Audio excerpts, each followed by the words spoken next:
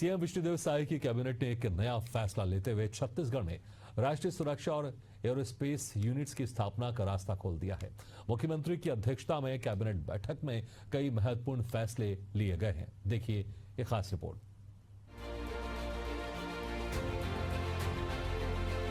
छत्तीसगढ़ में विष्णुदेव साय कैबिनेट ने एक ऐसी नीति को मंजूरी दी है जिससे डिफेंस और एरोस्पेस टेक्नोलॉजी वाली यूनिट्स प्रदेश में आई तो उन्हें खास पैकेज दिए जाएंगे। अभी छत्तीसगढ़ में ऐसी कोई यूनिट नहीं है जिससे देश की रक्षा प्रणाली को मदद मिल रही हो। माना जा रहा है कि सीएम विष्णुदेव साय कैबिनेट में ऐसी यूनिट्स के लिए खास पैकेज घोषित करने के बाद अब ऐसी यूनिट्स को यहां लाने की कोशिश राष्ट्रीय स्तर पर शुरू करेंगे, जिससे देश के डिफेंस सिस्टम में भी छत्तीसगढ़ की सहभागिता हो। आपको बता दें कि हाल ही में रक्षा मंत्री राजनाथ सिंह और यूपी के सीएम योगी आदित्यनाथ की मौजूदगी में लखनऊ में ब्रह्मोस मिसाइल बनाने की यूनिट का उद्घाटन हुआ है। छत्तीसगढ़ सरकार भी इसी दिशा में आगे बढ़ रही है। सीएम साय की कैबिनेट ने उद्योगों को बढ़ावा देने के लिए कई अहम बिंदुओं पर संशोधन किया है। इनमें ग्लोबल कैपेबिलिटी सेंटर के साथ साथ डिफेंस और एरोस्पेस सेक्टर को विशेष पैकेज की घोषणा शामिल है।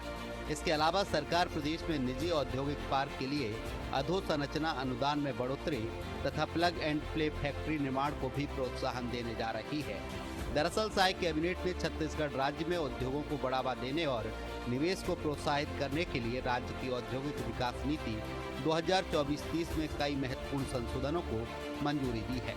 इससे राज्य की औद्योगिक नीति और अधिक रोजगार परक, व्यापक और उद्यमियों के लिए लाभकारी हो जाएगी।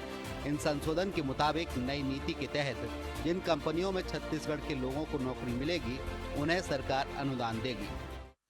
ग्लोबल कैपेबिलिटी सेंटर रक्षा एवं एरोस्पेस सेक्टर को विशेष पैकेज भी मिलेगा। निजी औद्योगिक पार्क के लिए अधोसंरचना अनुदान में बढ़ोतरी तथा प्लग एंड प्ले फैक्ट्री निर्माण को प्रोत्साहन मिलेगा। साथ ही हाइड्रोपेनिक और एरोपेनिक के साथ साथ किसानों को खेती की नई तकनीक का लाभ मिलेगा। साथ ही खेल अकादमी और निजी प्रशिक्षण केंद्रों को प्रोत्साहन दिया जाएगा। इससे बेहतर ट्रेनिंग और करियर के मौके मिलेंगे। वहीं ऑटोमोबाइल रिपेयरिंग व सर्विस सेंटर को प्रदेश के सभी विकास समूह में मान्य किया जाएगा। इसके अलावा पर्यटन और होटल को बढ़ावा देने के लिए बस्तर और सरगुजा संभाग में होटल और रिसोर्ट बनाने के लिए निवेश की न्यूनतम सीमा घटाई गई है, जबकि टेक्सटाइल सेक्टर में निवेश करने पर अब 200% तक प्रोत्साहन सरकार की ओर से मिलेगा। इसी तरह राज्य के हर हिस्से में माल ढुलाई को आसान बनाने के लिए नई लॉजिस्टिक नीति लाई जाएगी। इसके तहत साय सरकार ने दिव्यांगजनों को विशेष फायदा देने के लिए दिव्यांगजनों की परिभाषा को नया रूप दिया है ताकि उन्हें ज्यादा योजनाओं का लाभ मिल सके। Bureau report, Asian news.